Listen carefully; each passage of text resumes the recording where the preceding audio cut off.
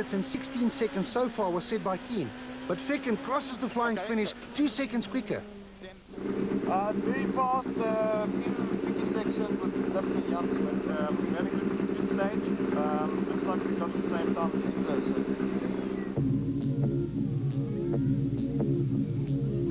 Before heading back to service, it was time for some head-to-head racing around the Rally Star Super Special stage. In a Super Special, 2 cars start the stage at the same time, with each doing a long and a short loop. After both loops, the cars should arrive at the flying finish at the same time.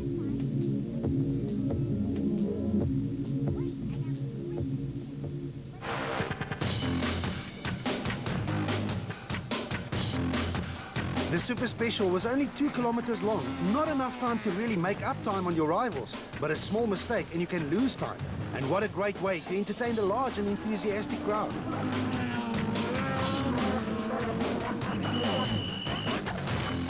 In the end, the BP Ultimate Polos of Keane and Habig shared the fastest time of 1 minute and 30 seconds, followed by Ficken and Wilken only a second slower.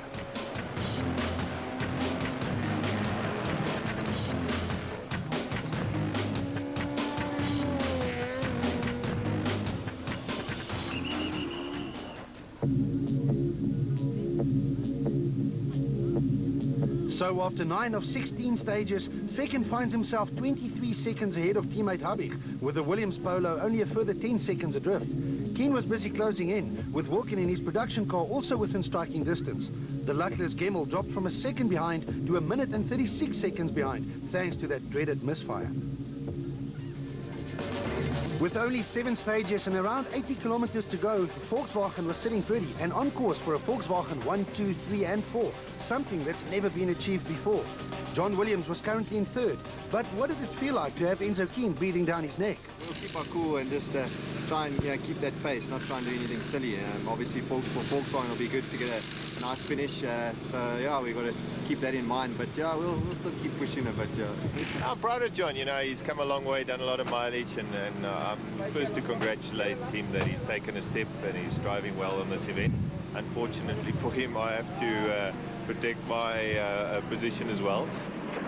With nothing more to lose and only positions and pride to gain, Gemmell and Maas and the Castrol Toyota Auris put the hammer down on stage 10 to win the stage overall.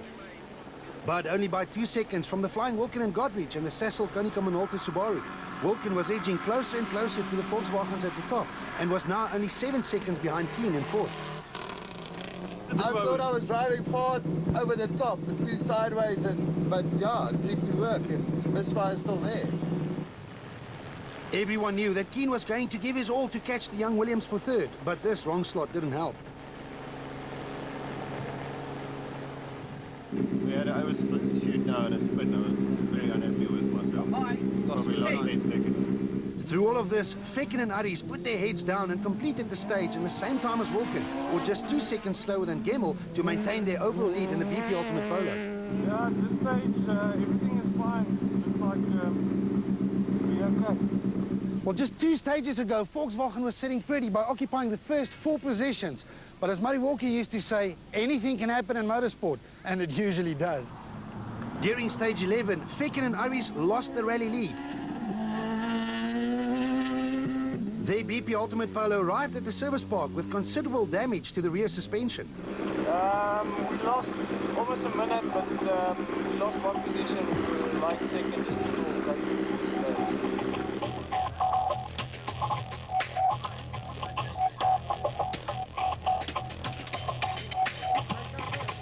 Nearly a minute was lost, but the Volkswagen technicians managed to fix it, and they were soon back in the fight. Habig and Judd started stage 11 in 2nd position overall, but a wrong slot in the stage robbed them of more than a minute and dropped the outgoing champions down from 2nd to 6th. Yeah, we had the guys in front of us had knocked the arrows down, and it was like quite a flat piece of field. So we chose the biggest road, which is obviously wrong. Yeah, we lost 30 seconds. We had 30 seconds down, and to come back another 30 seconds, so that was a minute. Wilken and Godrich, who started the stage in 5th behind the leading 4 Polos, set a blistering pace to win stage 11 overall. Their time of 11 minutes and 8 seconds over the 17-kilometer stage rocketed the production car straight into 3rd spot overall, just 10 seconds from the overall lead.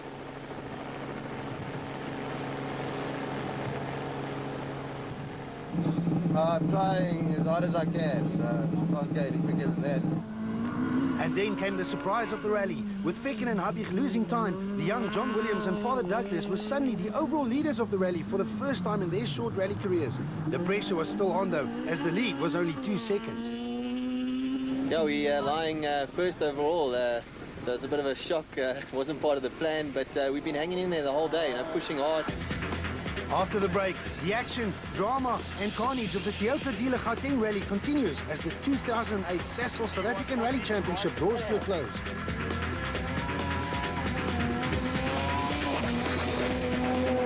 Before the break, the Toyota dealer Gauteng Rally was turned on its head when Fecken dropped out of the lead. Wilken moved into third, and John Williams took the lead. Time to settle down and recap on the overall standings after 11 of the 16 stages. For the first time in his career, John Williams was leading a national rally, albeit by only 2 seconds from the newly crowned champion Fecken. Wilken was only 8 seconds back in a production car, with Keen breathing down his neck. Habich dropped from 2nd to 6th behind a recovering Gemmel. The action was heating up as the stage kilometers were counting down. Boone South was only 12.6 kilometers long, and after that, only 4 relatively short stages remained.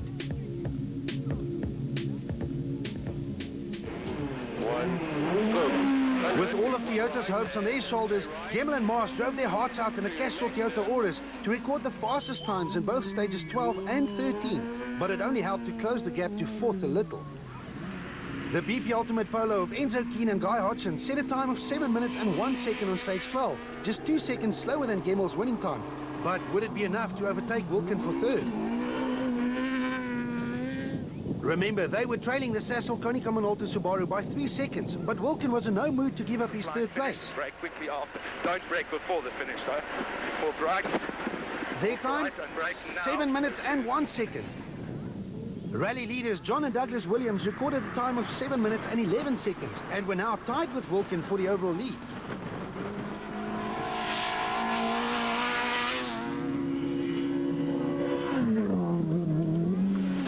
But the BP Ultimate Polo of Fecken and Aries was still in the stage. A time of 7 minutes and 9 seconds would result in a 3-way tie at the top. But Fecken crosses the flying finish in a time of 7 minutes and 5 seconds and retakes the lead by a slim 4 seconds. In stage 13, Fecken managed to extend his lead to 9 seconds, while Keen managed to slip past Wilken to now tie Williams for 2nd place, with the Sasol Konica Minolta Subaru of Wilken and Godreach only 4 seconds behind the BP Ultimate and Williams Polos. Pretty close now. I mean, one of the guys can win this rally, so... Yeah, but I'm going flat out. I can't go any quicker. No, we're not slowing down for anything. With just 3 stages to go, John Williams was having the fight of his life with Enzo Keen. It's been awesome dicing with Enzo. You know, he's taught me a lot. So, you know, it's obviously now finally paying off. So, really enjoying the dice. And yeah, I just got to hang in there and hopefully it finishes well for us. So, we'll see what happens. Wilken was only 4 seconds from a 3rd place finish, and that in a production car. The nice thing is, you know, we're pushing hard like the other competitors in our class were the whole year. And it just shows when there's no pressure on, it's easy to go as quickly as they've been going the whole year. But through all of this, and after seeing the lead come and go on a number of occasions, Ergen Fecken was once again back in front. It's been an up and down rally for us. We've been leading every now and again, and we've opened up a gap and then we lost it. Stage 14 was once again a repeat of stage 8, Marius, run earlier in the day. At 16 kilometers long, it was the last real opportunity for anyone to try and break the deadlock. Before crews had to once again tackle a shorter stage at Rally Star, before finishing off with a very short 2-kilometer long super special stage.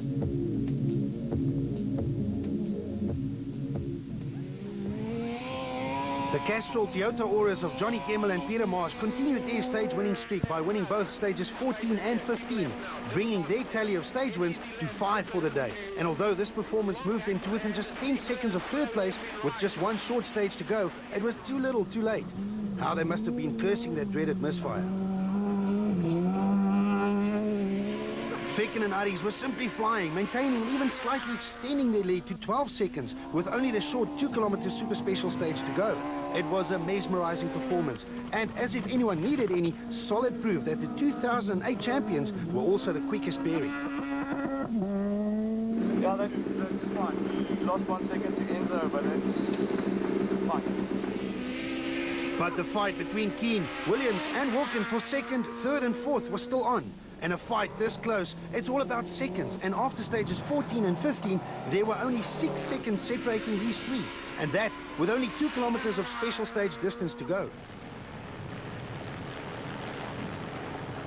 Will Fick can hang on for his 4th victory of the year? Will Williams claim his first ever podium of his career? And if so, will it be a 2nd or a 3rd place? Or will Wilkin win the production car title in style by also finishing in the top 3? We're trying hard there, like 6 corners, which normally we go down a gear, just keeping it flat and sliding sideways and into the bank and into the bank. So the action and drama, however, was not only reserved for the 4 teams at the top. Behind them, the remaining crews were having their own individual battles. Hein Latergan, together with navigator Johan van der Merwe in the Afrox Subaru, was one of the real finds of the season. Latergan, already a production car rally winner in 2008, was on the back foot after losing time on day 1, thanks to a puncture that left him in 9th place overnight. A failed clutch on Saturday morning also didn't help matters, but still, Latergan was able to catch and pass Visser du Plessis for 2nd in the production car class, with just 3 stages to go. But stage 13 proved to be unlucky as the Afrox Subaru broke a shock absorber and forced him to retire. What a performance from the rally sisters Lola and Megan Verlaak. The siblings and their team Total Evolution Mitsubishi Lancer missed the Swartland rally last month, but came back with one of their strongest performances ever to claim 3rd in the production car category, but more importantly, 9th place overall after a solid and trouble-free run. Outgoing production car champion Visser du Plessis and co-driver Gerhard Snyman claimed 2nd in the production car category and 8th overall. It was an eventful year for the pair behind the wheel of the new Pertic N14 ProDrive Subaru. The car was good but let them down on a number of occasions. They still managed to claim 2nd in the overall production car championship. Jaapie van Niekerk and Robin Houghton completed their first year in the top S2000 class with a fine 7th overall on the Toyota dealer Gauteng Rally. Van Niekerk was holding on to 3rd place in the overall championship for most of the season, courtesy of a series of consistent finishes until 2 non-finishes early in the year halted his progress. But the Pretoria businessman completes the season with bags of experience for 2009. Right 8. Outgoing Sasol South African rally champions Jan Habig and Douglas Judd ended their last rally of the year in 6th place overall. Their BP Ultimate Polo was right in the heart of all the action for most of the 2-day event, but the by now infamous stage 11 dropped them out of contention. It was still good to see that the most experienced driver in the field and a 6 times national champion still has what it takes. They finished 2nd in the overall championship. Right fast left in. Was it not for that early morning misfire, Gemmell and Mars could well have won the Toyota dealer Gauteng Rally in their Castle Toyota Auris. Although they won 5 of Saturday's stages, would have and could have mean nothing in rallying, but they did establish themselves as real contenders for next year. Out of nearly 50 starters, only 23